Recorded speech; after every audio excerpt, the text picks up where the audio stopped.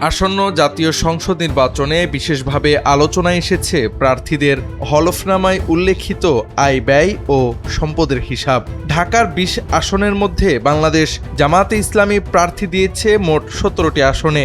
এর মধ্যে ১৩ জন প্রার্থী কোটিপতি। এমন একটি তথ্য উঠে এসেছে জাতীয় দৈনিক প্রথম আলোর এক প্রতিবেদনে, যাদের কেউ কেউ আছেন ১০০ কোটির বেশি সম্পদের মালিক।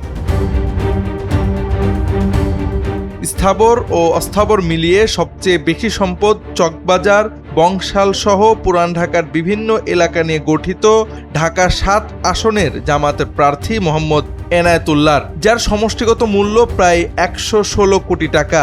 ঢাকা ১৫ আসনে নির্বাচন করছেন জামায়াতে ইসলামের আমির শফিকুর রহমানের ঘোষিত সম্পদের পরিমাণ প্রায় ১.৫ কোটি টাকা।